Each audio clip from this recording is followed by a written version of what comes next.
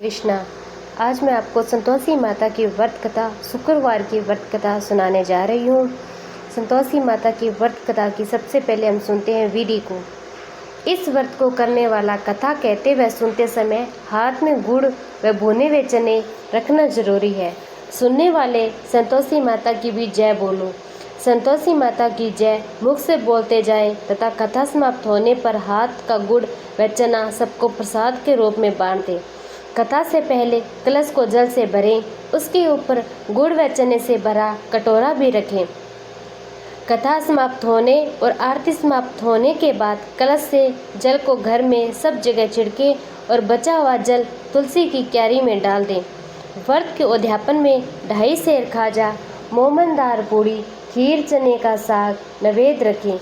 घी का दीपक जला संतोषी माता की जय बोलकर नारियल फोड़ें। इस दिन घर में कोई खटाई न खाएं।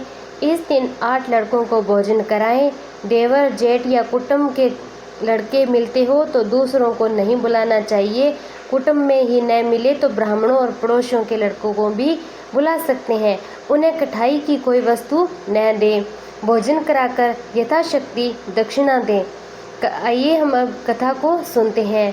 एक बुढ़िया थी, उसके 7 पुत्र थे। 6 कमाने वाले थे और एक निकम्मा पुत्र था। बुढ़िया माँ 6 पुत्रों की रसोई बनाती, उन्हें भोजन कराती। जो कुछ बचता वह 7वें पुत्र को दे देती।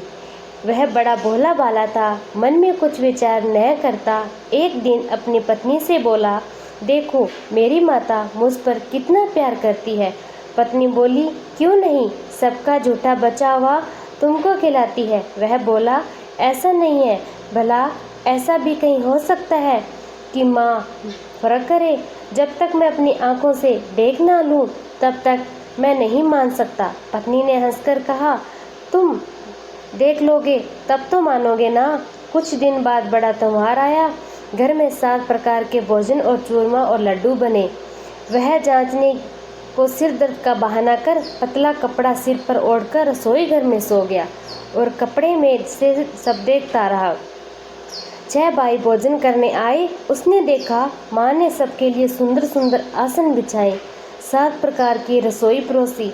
वह आग्रह करके जिमाती, वह देखता रहा। 6 भाई भोजन करके उठ गए तो माता ने उनकी छोटी थालियों में से लड्डू का टुकड़ा उठाया और एक लड्डू बनाया। जूठन साफ कर बुढ़िया माँ ने पुकारा, उठो बेटा, 6 भाई भोजन कर चुके हैं, अब तेरी बारी है, उठ जा, कब खाएगा। वह कहने लगा, माँ मुझे भूख नहीं है, मैं भोजन नहीं करना, मैं परदेश जा रहा हूँ। माता ने कहा, कल जाता है तो आज ही चला जा। वह बोला, हाँ हाँ माँ, मैं आज ही चला जाऊँगा। यह कहकर वह घर से निकल गया। चलते चलते उस समय उसे पत्नी की याद आई तो वह गौशाला में उपले बना रही थी। वहीं जाकर उससे बोला, हम जावे परदेश को आवेंगे कुछ काल, तुम रहियो संतोष से धर्म अपनो पाल। वह बोली, जाओ पिया आनंद से, हम रूह सोच हटाए, राम भरोसे हम रहे, ईश्वर तुम्हें सहाय। देख निशानी आपकी, देख धरूं मैं धीर, शुद्धि हमरी मत सारियो, राखियो मन में गंभीर। वह बोला, मेरे पास तो कुछ नहीं है, यह अंगूठी है, ये ले लो और मुझे अपनी कुछ निशानी दे दो। पत्नी बोली, मेरे पास भी कुछ नहीं है, ये गोबर भरा हाथ है। यह कहकर उसकी पीठ पर गोबर के हाथ की छाप छोड़ दी और वह चला गया। चलते चलते दूसरे देश में जा पहुंचा। वहां पर एक साहूकार की दुकान थी। वहां जाकर कहने लगा, भाई मुझे नौकरी पर रख लो। साहूकार को ज़रूरत थी। वह बोला, हाँ रह जा। लड़के ने पूछा, तनख्वाह क्या दोगे? साहूकार ने कहा, काम देखकर दाम मिलेंगे। उसे साहूकार के पास नौकरी मिल गई। वह सवेरे 7 बजे से रात तक नौकरी करने लगा। कुछ दिनों में दुकान का सारा लेन देन, हिसाब किताब, ग्राहकों को माल बेचना, सारा काम करने लगा। साहूकार के 7 और 8 नौकर थे। वे सभी चक्कर खाकर गिरने लगे और सोचने लगे, ये तो बहुत होशियार बन गया है। साहूकार ने भी काम देखा तो 3 महीने से आधे मुनाफे का साझेदार बना लिया। वह 12 वर्ष में ही नामी सेठ बन गया। मालिक सारा कारोबार उस पर छोड़कर कहीं बाहर चले गए। अब उसकी पत्नी पर क्या बीती अब मैं वो सुनाती हूँ। सास ससुर उससे दुख देने लगे। सारी गृहस्थी का काम करके उसे लकड़ी लेने जंगल में भेजते। इस बीच घर की रोटियों के आटे से जो भूसी निकलती उसकी रोटी बनाकर रख दी जाती। फूटे नारियल के खोपरे में पानी। उसी प्रकार दिन बीते चले गए। एक दिन वह लकड़ी लेने जा रही थी। रास्ते में बहुत सी स्त्रियां संतोषी माता का व्रत कर रही थी। वह वहाँ खड़ी हो कथा सुनकर बोली, हे बहन, यह तुम किस देवता का व्रत कर रही हो? इसके करने से तुम्हें क्या मिलता है? इस व्रत के करने की क्या विधि है? यदि तुम अपने व्रत का विधान मुझे समझाकर कहोगी तो तुम्हारा बड़ा ही एहसान मानूंगी। तब उनमें से एक स्त्री बोली, सुनो बहन, यह संतोषी माता का व्रत है। इसके करने से निर्धनता और दरिद्रता का नाश होता है, लक्ष्मी आती है, मन की चिंताएं दूर होती है, घर में सुख और शांति, खुश होने और मन को प्रसन्नता और शांति मिलती है। नी पुत्र को पुत्र मिलता है, प्रीतम बाहर गया हो तो जल्दी घर आ जाता है, कुंवारी कन्या को मनपसंद वर मिलता है, राज द्वार में बहुत दिनों से मुकदमा चल रहा हो तो वह भी खत्म हो जाता है, सब तरह के सुख और शांति, घर में धन जमा हो, पैसे जायदाद का लाभ हो, रोग दूर हो जाए, मन में जो कुछ भी कामना हो वो संतोषी माता की कृपा से पूरी हो जाती है। इसमें जरा भी संदेह नहीं है। वह पूछने लगी, यह व्रत कैसे किया जाता है, ये भी बताओ, आपकी बड़ी कृपा होगी। स्त्री बोली, 1.25 रुपये का गुड़ चना लेना, इच्छा हो तो 5.25 का भी ले लेना, 11.25 रुपये का भी हो तो आपकी इच्छा, अपनी अनुसार लेना, बिना परेशानी, श्रद्धा और प्रेम से जितना बन सके 1.25 ही लेना, 1.25 रुपया से 5.25 रुपये तक, इससे ज़्यादा शक्ति और भक्ति के अनुसार ले सकते हो। हर शुक्रवार को निराहारता कथा सुनना, इसके बीच का कर्म न टूटे, लगातार नियम का पालन करना, सुनने वाला कोई न मिले तो घी का दीपक जलाकर उसके आगे जल के पात्र को रखकर कथा कहना, परंतु नियम न टूटे, जब तक कार्य सिद्ध न हो। नियम का पालन करना, कार्य सिद्ध हो जाने पर ही व्रत का उद्यापन करना। 3 मास में माता मनोरथ पूरा करती है। यदि किसी के कोटे ग्रह हो तो माता 1 वर्ष कार्य अवश्य सिद्ध करती है। कार्य सिद्ध हो जाने पर ही उद्यापन करना चाहिए, बीच में नहीं।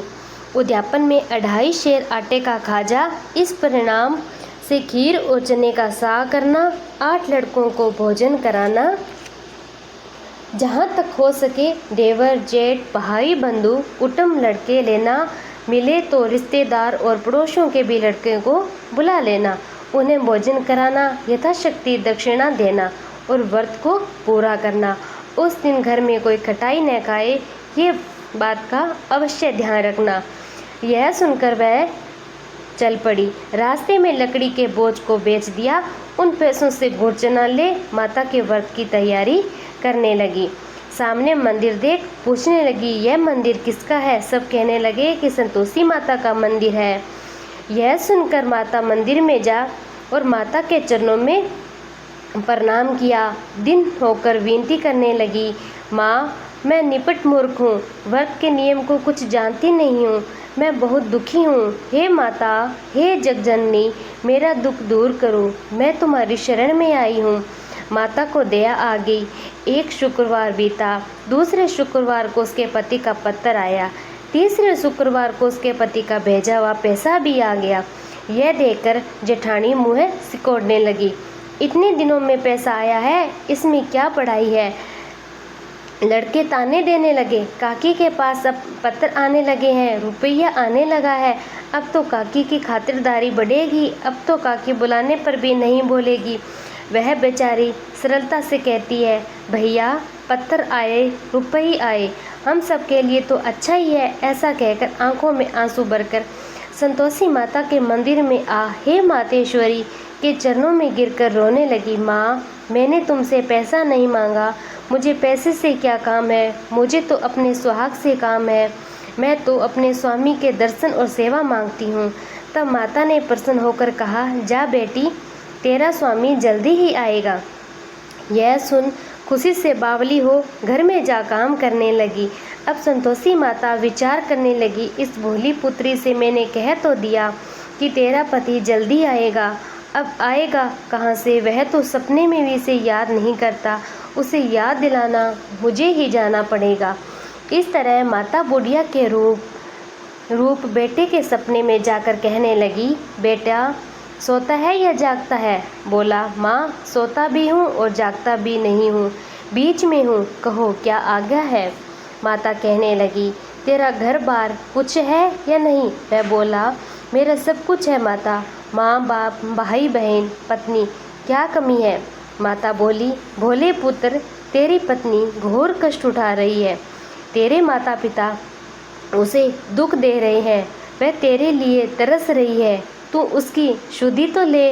वह बोला, हाँ माता यह तो मुझे मालूम है, पर मैं जाऊँ तो जाऊँ कैसे? परदेश की बात है, लेन देन का कोई हिसाब नहीं जाने का कोई रास्ता नज़र नहीं आता, कैसे चला जाऊँ माँ? माँ कहने लगी, मेरी बात मान, सवेरे नहा धोकर संतोषी माता का नाम ले, घी का दीपक जला, दंडवत कर दुकान पर जा बैठ। देखते देखते तेरा लेन देन सब चुक जाएगा, जमा माल बिक जाएगा, सांझ होते होते धन का ढेर लग जाएगा।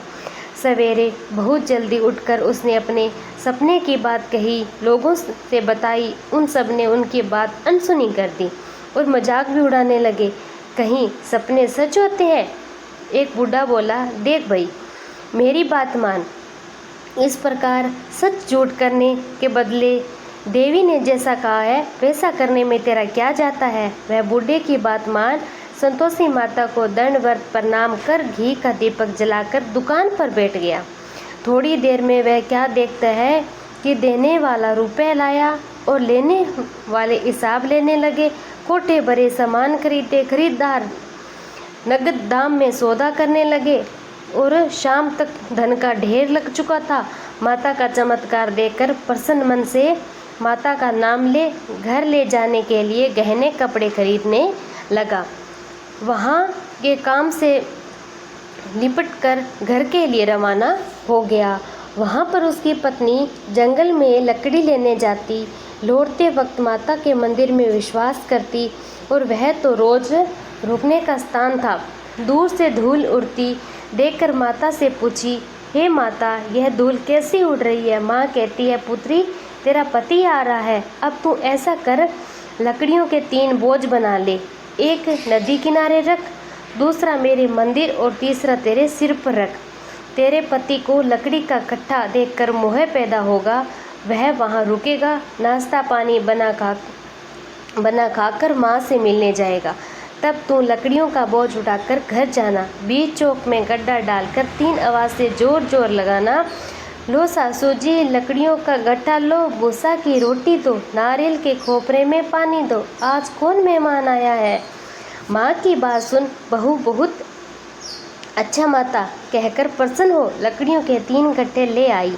एक नदी पर रखा, एक माता के मंदिर में रखा और इतने में एक मुसाफिर आ पहुंचा। सूखी लकड़ी देख इच्छा हुई कि यहीं विश्राम कर लेता हूँ और कुछ भोजन बना लेता हूँ, फिर गांव जाता हूँ।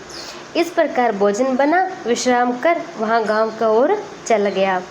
सबसे प्रेम से मिला, उसी समय बहू के सिर पर लकड़ी का कट्टा लिए आती है। लकड़ी का पानी बाँझ आंगन में डाल, जोर से 3 आवाज़ देती है, लो सासू जी लकड़ी का गट्ठा लो, भूसी की रोटी दो, नारियल के खोपरे में पानी दो, आज कौन मेहमान आया? यह सुनकर सास बाहर आई, अपने दिए हुए कष्टों को बुलाते हुए कहती है, बहू ऐसा क्यों करती है? तेरा मालिक ही तो आया है। हाँ बैठ, मीठा भात ले, भोजन कर, कपड़े गहने पहन। इतने में आवाज़ सुन उसका पति बाहर आता है और अंगूठी देख व्याकुल हो जाता है। माँ से पूछता है, माँ ये कौन है? माँ कहती है, बेटा ये तेरी बहू है, आज 12 वर्ष हो गए हैं, तू जब से गया है तब से सारे गांव में जाकर जानवर की तरह भटकती फिरती, घर का काम काज कुछ नहीं करती, 4 समय आकर खा जाती, अब तुझे देखकर भूसी की रोटी, नारियल के खोपरे और पानी मांग रही है। वह लज्जित हो बोला, ठीक है माँ, मैंने इसे भी देखा, और तुम्हें भी देखा, अब मुझे दूसरे घर की चाबी दो, उसमें रहूँगा। तब माँ बोली, ठीक है बेटा, जैसी तेरी मर्जी, कहकर चाबी का गुच्छा पटक दिया।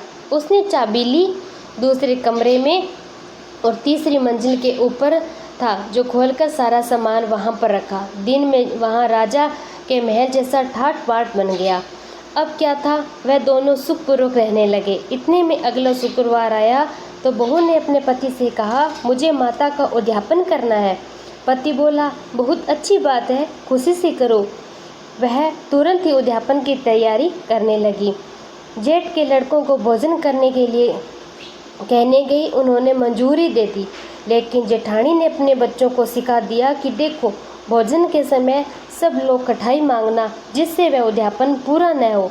लड़के जमीन कुचलने लगे और खीर पेट भरकर खाई, परंतु फिर माँ की बात याद आई।